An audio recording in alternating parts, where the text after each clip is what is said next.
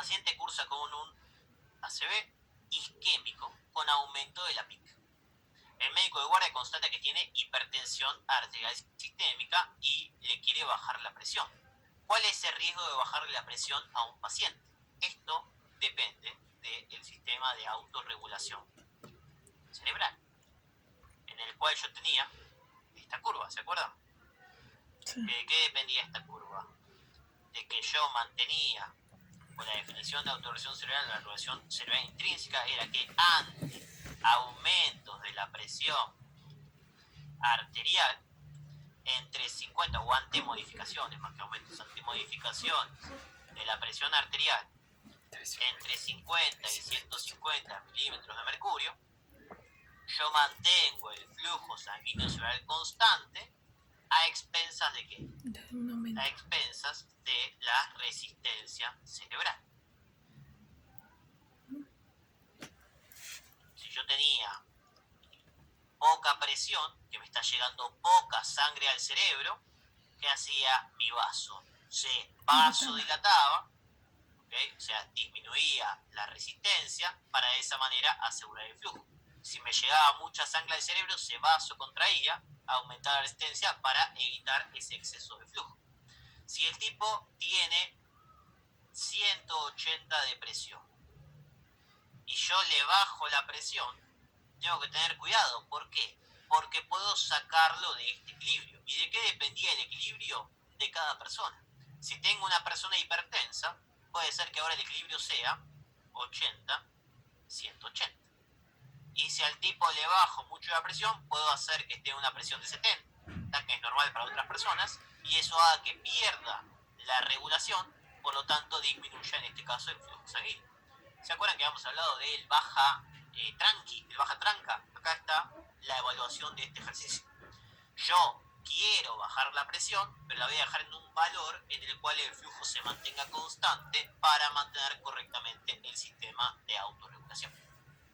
Eso es lo que a mí me preocupa, porque lo que siempre quería mantener era el flujo sanguíneo cerebral constante para que el cerebro no sufra daño o no la pase mal.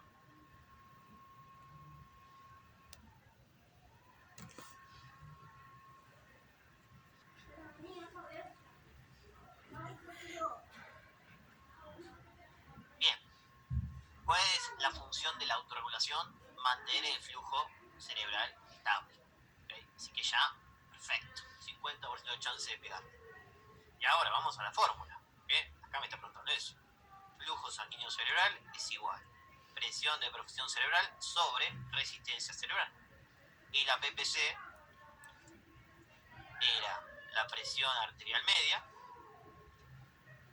menos la PIC sobre resistencia cerebral. Entonces, yo quiero mantener esto constante. Y acá me dice, mantener el flujo estable al aumentar la resistencia vascular cerebral en respuesta a la disminución de la presión arterial.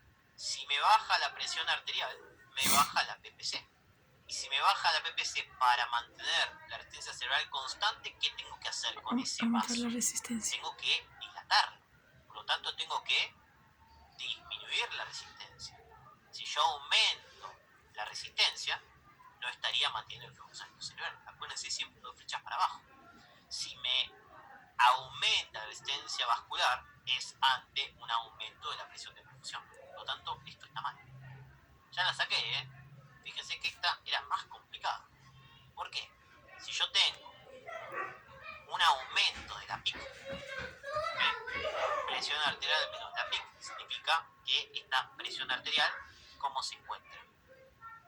Que esta presión arterial se encuentra baja, o sea, P menos PIC. Si ponemos un número, si es menos 40, 30, me va a dar 70, o sea que la P arterial está baja. Si la P arterial está baja, ¿cómo hago para mantener el flujo sanguíneo cerebral constante? Tengo que bajar la resistencia cerebral. Mantiene el flujo estable al disminuir la resistencia vascular cerebral ante un aumento de la presión arterial. En vez de preguntarme sobre la PPC, me preguntó sobre la PIC. Me complicó un poquito más el tema. B de bueno, o la descartamos con la fórmula clásica o la ampliamos y la desarrollamos correctamente. B de bueno.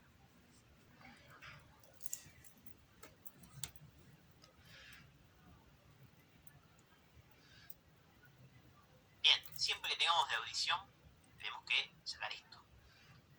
Una pérdida severa de audición en los rangos de 50 y 800 Hz. ¿Estos qué sonidos son? Son sonidos de baja frecuencia.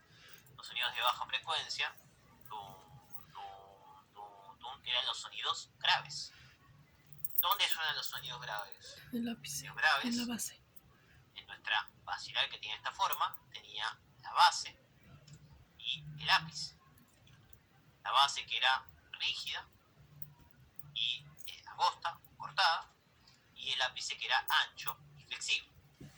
En el ápice sonaban los graves y en la base sonaban los agudos.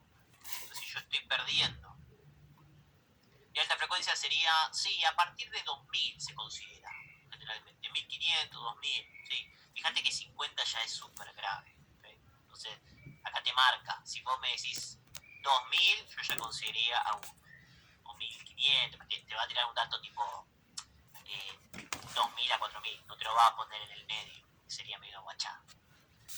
Entonces, estos suenan a nivel de lo que sería el ápice. Entonces, fíjense, engrosamiento severo de la membrana basilar, fíjense que es un problema a nivel sensorial, así que algo está pasando en la basilar. Engrosamiento severo de la membrana basilar cerca de la base de la cóclea. La base es esta. Si tuviera problema, tendría un problema con los agudos, no con los graves. Degeneración de las células ciliadas internas cercanas al ápice de la cóclea. Perfecto, si rompo estas células ciliadas internas, no voy a escuchar los graves. Degeneración de las células ciliadas externas de alta frecuencia. Las células ciliadas externas me ayudaban a generar esta tonotopía y amplificaban el sonido. Podría modificar el concepto auditivo, pero no tendría una pérdida severa. O sea, escucharía menos, no sería algo severo. Ruptura de los cilios en las células ciliadas internas todas próximas a la ventana oval. Acuérdense que la ventana oval era así y ahí empezaba a girar. Por lo tanto, acá arranca por la base. Acá está la base y acá está el ápice. Así que esto es lo mismo que decir que esté rompiendo la base de lo que serían los agudos. Pero bueno. ¿Dónde puedo leer sobre autorregulación del flujo sanguíneo cerebral? Hay un apunte. Después sí, yo creo que cuando la clase va más que bien, pero si querés después mandar un mensajito y te mando un apunte, que es un jefe de una cátedra, porque es un tema de neuro, desde neurocirugía, por eso están los libros de fisio. Llame y te lo paso. No sé si quieren que se lo pase todo, se lo paso por el grupo.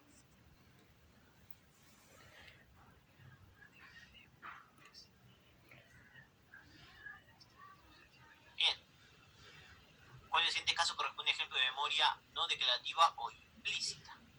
La memoria no declarativa o implícita era la memoria que se producía en el cerebelo. Era cerebelosa o memoria motora, que era primero consciente y después se hacía inconsciente. ¿Okay? Que era, por ejemplo, aprender a andar en bicicleta, los mecanismos que yo uso para andar en bicicleta, los mecanismos que yo uso para tocar un instrumento. Por lo tanto, vamos a ver esto versus la declarativa, que podía ser la semántica, información de interés general o lo que de un libro, o episódica, información que me pasó o algún momento o periodo de mi vida. La explicación de cómo cocinar un budín, ¿esto qué sería? Y esta sería semántica, de un libro, una receta. ¿Okay? El relato de un gol realizado en un partido de fútbol, ¿esto qué es? Episódica, el tipo lo vio y lo relata. La evocación de la fecha de un cumpleaños propio, y acá esto puede ser más que nada mi gusto episódico. ¿Por qué? Porque no es una cuestión inconsciente, sino que yo lo sé porque lo vivo, porque cada año me saludan. ¿Okay? ¿Cuál va a ser una cuestión de tipo motora inconsciente? El ensayo de una coreografía previamente aprendida. ¿Okay? Una vez que yo aprendí este elemento, lo puedo hacer sin ningún tipo de problema. El ensayo de una coreografía previamente aprendida es una memoria de tipo no declarativa, ¿okay? O de tipo